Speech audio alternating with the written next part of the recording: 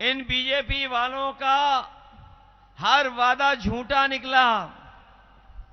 ये वही भारतीय जनता पार्टी के लोग हैं जो 10 साल बाद फिर वोट मांगने आए हैं, जिन्होंने कभी कहा था कि हम किसान की आय दोगुनी कर देंगे, किसान की पैदावार की कीमत देंगे और उन्हें खुशहाल बनाने का काम करेंगे। हमारे किसान भाई हैं और सब गांव से लोग आए हैं। अभी फसल तैयार हुई है। यहां जितने भी खड़े लोग हैं, कोई हमें बता दे, यहां पर किसान भाई और किसान के परिवार के लोग, क्या किसी को गेहूं की कीमत की आय दोगुनी मिल गई? यही बीजेपी के लोगों ने वादा किया था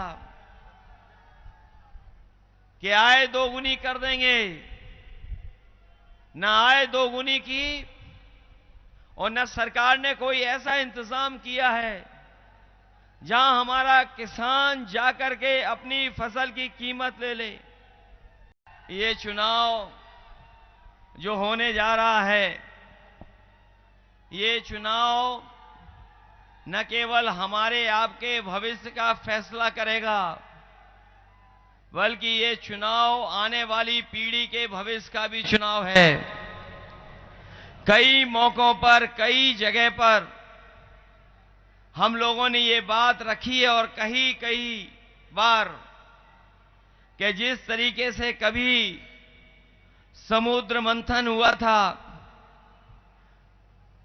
ये 2024 का संविधान मंथन होने जा रहा है। एक तरफ तो वो लोग हैं जो संविधान को खत्म करना चाहते हैं और दूसरी तरफ वो लोग हैं जो संविधान को बचाना चाहते हैं। एक तरफ वो लोग हैं जो संविधान के भक्षक हैं और यहां पर मैं देख रहा हूं इस मैदान में जितने लोग खड़े हैं और इनके सहयोगी साथी वो लोग हैं जो लोग बाबा साहब भीमराव अंबेडकर जी का दिया हुआ संविधान की रक्षा करना चाहते हैं। यहां पर जो जन समर्थन है वो इसके लिए भी है कि समाजवादी पार्टी इंडिया गठबंधन जीते और साथ ही साथ हमारा जो संविधान है वो बचे। संविधान बचेगा तो हमारा लोकतंत्र बचेगा और लोकतंत्र बचेगा तो हमारा आपका एक वोट देने का जो अधिकार है वो बचने का काम विरोधियों को समझ में नहीं आ रहा है और उनके पास जवाब नहीं है कि नौकरी क्यों नहीं दे रहे। और नौकरी नहीं, हम जानते हैं एटा के और मैनपुरी और आसपास के जिले जो अपने घर के जिले हैं, यहां के नौजवान हमेशा फौज के लिए जाते थे। बड़े पैमाने पे यहां पर गांव-गांव लोग फौज की तैयारी करते हैं। सबसे ज्यादा अगर फौज से रिटायर्ड लोग होकर के आए हैं, अगर पश्चिम में वो जिले हैं मुजफ्फरनगर और जिले हैं, तो अगर हमारे आसपास के जिले एटा, मैनपुरी, फिरोजाबाद वो जिले हैं जिसमें सबसे ज्यादा लोग फौज में जाते थे और फौज से लौट करके आते थे।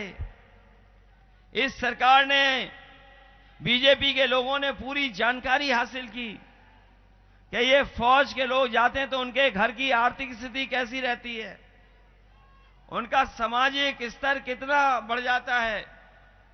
जब बीजेपी को यह पता लग गया सर्वे के बाद कि गांव का जवान, नौजवान जब जाता है फौज में और सेवा करने जब देश की जाता है, सीमा की रक्षा करता है, तो न केवल जवान देश की रक्षा करता है बल्कि अपने घर का सामाजिक स्तर भी बेहतर कर देता है।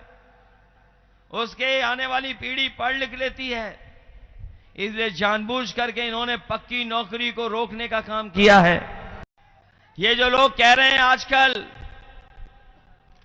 बड़े बड़े जो दिल्ली से लेकर के और जो बीजेपी को कभी कभी सुझाव देते हैं, जो केवल भारत का नहीं दुनिया का सबसे खतरनाक परिवार है।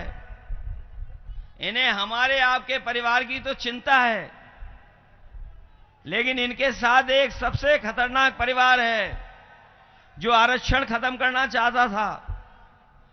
अब वोट चाहिए तो कह रहे कि आरक्षण खत्म नहीं होगा, आरक्षण नहीं खत्म होगा। मैं उनसे पूछना चाहता हूं, ये बताओ, अगर भारत सरकार की बड़ी बड़ी कंपनियां बिक जाएंगी और प्राइवेट हाथों में चली जाएंगी तो आरक्षण कहां मिलेगा? ये जो हवाई जहाज वाली विभाग बेच दिया, एयरपोर्ट बेच दिया, जिसमें लाखों लोगों को नौकरी मिलती थी, बताओ वहां क्या आरक्षण लागू होगा?